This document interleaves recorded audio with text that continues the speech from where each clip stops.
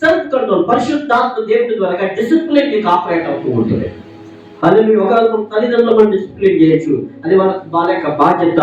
అయితే ఈ పరిశుద్ధాత్మ దేవుడు మనం డిసిప్లిన్ చేస్తూ ఉన్నప్పుడు ఆయన చెప్పిన ప్రకారం మనం నడుచుకుంటుండగలిగితే ఆశీర్వాదం మనకి కాసుకోవాలన్నది. అలాగే ప్రభు అయిన యేసుక్రీస్తు కూడా ఎడారిలో తీసుకుని పోయి శోధింపబడ్డాడు. ఏమీ లేవు, నీళ్ళు లేవు, మంచి నీళ్ళు లేవు, ఏమీ లేవు. సైతాన్ వచ్చి శోధిస్తూ ఉంది యేసయ్య. హల్లెలూయా. కాబట్టి ఎందుకంటే యేసయ్య మనిషి రూపంగానే ఉన్నాడు. అక్కడ దేవుడు మనిషి రూపం, అయితే దేవుడే మనిషి రూపముగా భూలోకములో మనిషి ఏదైతే అనుభవిస్తున్నాడో అది అనుభవిస్తూనే ఉన్నాడు. చెడ్డ తలంపులు ఆయనకు వస్తున్నాయి, మంచి తలంపులు వస్తూ ఉన్నాయి, ఫ్యామిలీలో ప్రాబ్లమ్స్ ఉన్నాయి, అన్ని ప్రాబ్లమ్స్ ఉన్నాయి. అయితే సైతాన్ని ఎదిరిస్తూనే ఉంటాడు. హల్లెలూయా. ఎలాగంటే దేవుడిచ్చే డిసిప్లిన్ ద్వారా. హల్లెలూయా. కాబట్టి చూడండి, దేవుడికి యేసయ్యకి ఒక కమ్యూనికేషన్ ఉండింది. హల్లెలూయా.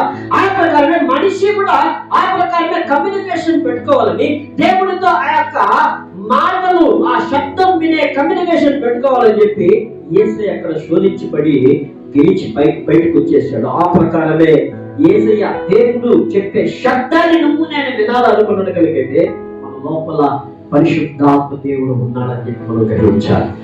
హల్లెలూయా. ఎప్పుడైతే పరిశుద్ధాత్మ దేవుడు లోపలికి వస్తాడో ఈ డిసిప్లిన్ వైపుకి నడిపిస్తూనే ఉంటాడు. హల్లెలూయా.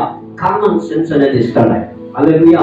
ఎలా ఆలోచించాలి, ఎలా నడుచుకోవాలని ఇస్తాడంటే, ఎలా ఆలోచించి ఎలా నడుచుకుంటావో అప్పుడు నీకు సక్సెస్ వస్తుంది. సక్సెస్ అంటే అది జయం. హల్లెలూయా.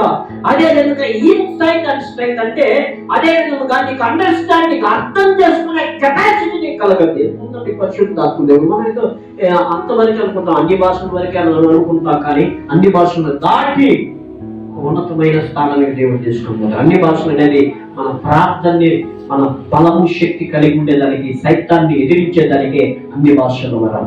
హల్లెలూయా. హల్లెలూయా. కాబట్టి దేవుడు పరిశుద్ధ నామానికి మహిమ కలుగును గాక. ఆ ప్రకారమే దేవుడు బలాన్ని ఇస్తూ ఉన్నాడు. మూడవదిగా చూసుకున్నట్లయితే సెల్ఫ్ కంట్రోల్ ని మనకు దయచేస్తూ ఉన్నాడు. ఎక్కడక్కడ కంట్రోల్ గా ఉండాలి. ఒక్కోసారి చూడండి, మనుషులు మనల్ని రెచ్చగొడుతూ ఉంటాడు, ఏనంటే మాట్లాడుతూ ఉంటారు.